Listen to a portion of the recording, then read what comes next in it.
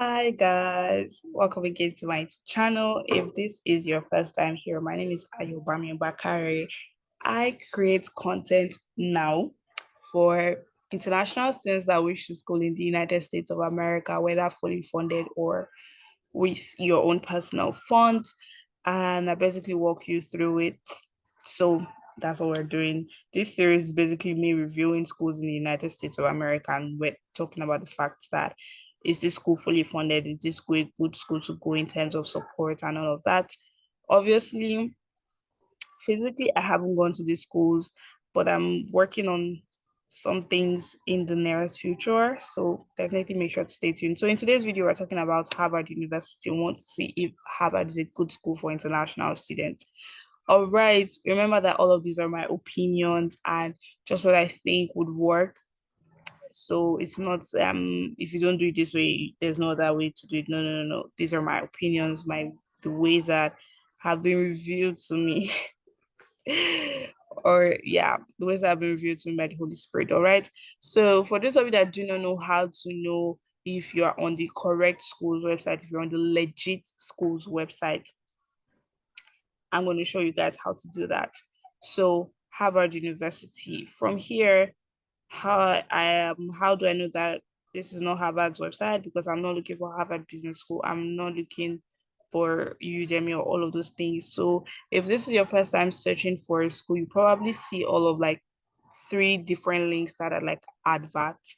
So obviously I've come to Harvard's website before, which is why it's colored in, is this pink? I'll be purple. Sha. www.harvard.edu. That's how I know I am on this legit school's website, because it ends in .edu. All right, guys. So if I was to say that, okay, how do you know Stanford's website? Stanford's website is basically www.stanford.edu.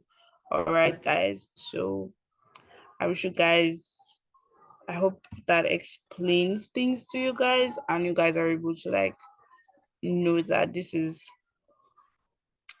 exactly the school's website that I need to go to and all of those things. All right, so let's get right into it.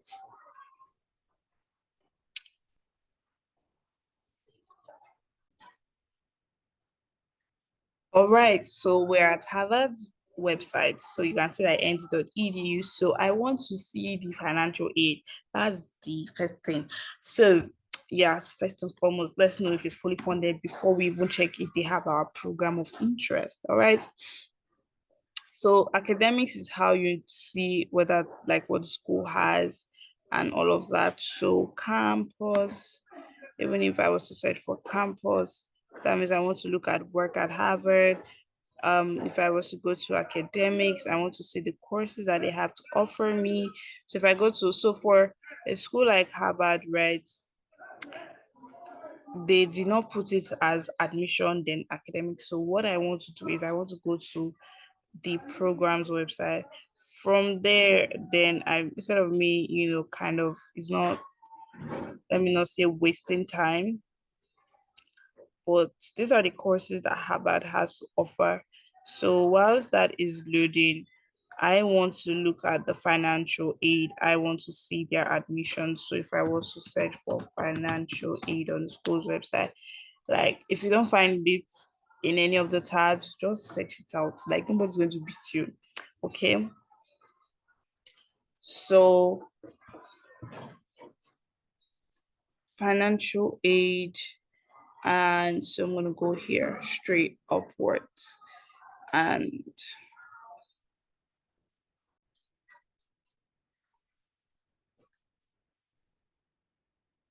all right, so after searching that out, I'm going to come over to, I'm now on the financial aid website. I just wanted to mention something that you can see on here, that they're telling you that their financial aid application that was February 1st is somewhat flexible. No need to ask for an extension. You can complete your application as soon as possible. And so this FAFSA is something that a lot of people have been having issues with. The FAFSA is not for you if you are an international student. It's the federal financial aid student application. Now, I know that in free application for financial students application and all of that. I know that you really want to apply to schools. Almost every single school in the US would mention FAFSA on their website. That does not mean that they are fully funded. That doesn't mean that you should fill out that form. In a scenario whereby a school is asking you to fill out the FAFSA, there's a possibility that you have not explained to them well, or you have not clarified well enough for them to understand that you are an international student.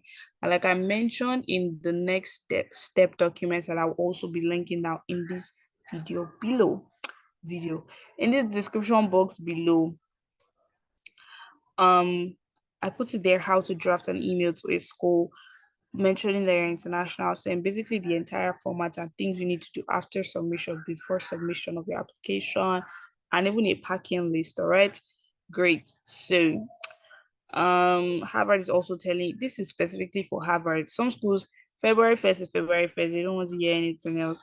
All right, so applying for financial aid, if you have any questions, just make sure to ask. Financial aid is always available, whether for your first year or your senior year. While in some schools, they'll tell you that the scholarship you entered with is what you have till you graduate. You cannot apply for scholarships after you have entered the school or after you have enrolled. So each school is different, guys. Please keep that in mind. So our financial aid officers work closely with you to determine your demonstrated need and your family's expected contribution. So it doesn't matter how little your family can contribute, make sure to include that on the financial aid application. Now, so many people keep asking me, can I use this? Can I use this ISFA for this school? This one. Check the documents that the school is asking you for. If it is the ISFA, then follow the steps that I have put on the YouTube. If it is the CSS profile, then follow the steps that I have put on the CSS profile on the YouTube. I wish you guys the best of luck. I will try and link it down below also. Or I don't know whether I need your suggestion, guys. Should I create a playlist that takes you like start from here, then move to here, then move to here, then move to here? Or you just want me to do a video that tells you that, okay, this you need to do Common App first, then you need to do this, then you need to do this, and then I link like Common App playlist, funding playlist, things like that. Please, I need suggestions so that it's easy for people to find information.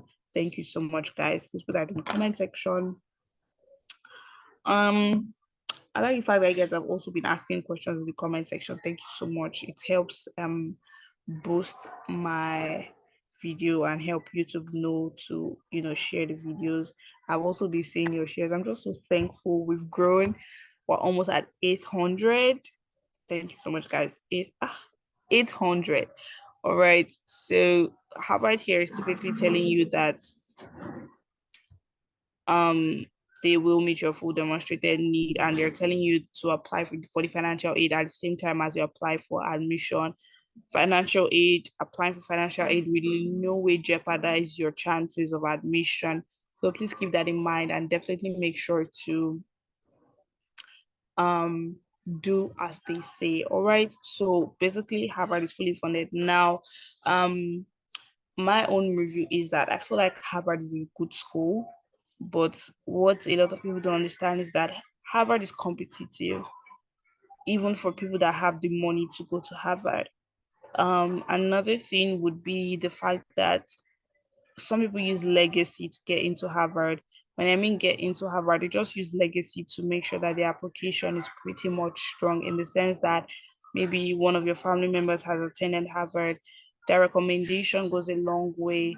And now if you're not a legacy student, maybe your parents did not go to Harvard, you do not have any connection whatsoever to Harvard, that doesn't mean that you cannot get into Harvard. It's just a way there are different ways to get into a school. And even sometimes legacy students do not get into a school. So I believe that Harvard, in terms of funding, is good to go. You can apply to Harvard if you're looking for a fully funded scholarship. Now, getting accepted to Harvard is what a lot of people have issues with. But Harvard also waitlist a lot of people. And at the end of the day, in some schools, students on the wait list are sometimes invited to join the class. Like, they tell you that, okay, the people that were originally accepted, they're not coming again. So we have this slot for you. So they are waitlisted by Harvard. It's not the end of the day. Even if you're rejected, you can still reapply. It's not their money, it's not their time, it's not their resources, it's not even their efforts, okay? But I think Harvard is a good school. The only issue I have with Harvard is that they do not offer a lot of courses. They do not, even the programs, when I say courses now, I mean programs, I mean majors, or yeah. So even some of the majors or the programs that they have and all the general stuff, Harvard is basically a liberal arts school. So that means that they don't offer things like accounting, but they have economics. They don't offer things like business administration, but they have something relating to international business and law. So those are things that you might want to keep in mind when you're applying to schools that are liberal arts schools. They most likely might not have the course that you want to do, or why do I keep saying course, the program or the major that you want to do, or that you have interest in. So I always advise people to have three areas of interest, three major areas of interest, so that, okay, I want to do accounting, but I'm also open to doing economics. So if this school doesn't have accounting, I'll go for economics. Now, don't pick those other two areas of interest only because I said so. Pick it because you're genuinely interested in it. So you want to do mechatronics engineering and the school doesn't have it. You might want to do mechanical engineering and minor in robotics or minor in artificial intelligence. Make sure it's still related to your field. All right. Um, those are examples. I hope this video has been pretty much helpful. I will be linking down all of the things that needs to be linked. My email is also going to be there for those of you that have personal questions. Ask me. I have been doing my best to respond to emails. But sometimes just asking the questions in the comment section helps, so that in case someone else has the same questions as you, it's going to help them also. And also help me instead of me responding to 16 or 5 emails about the same question from different people. All right. When other people's emails are also there. So let's all be fair to each other. If you also have any schools that you want me to review, definitely make sure to let me know and I will do so. And I will see you guys next week, Tuesday, in my next video. Basically, if base alt is being equal, I'm looking at reviewing Barnard, Grinnell, and Bucknell University next week. So see you guys and have a wonderful weekend. Bye.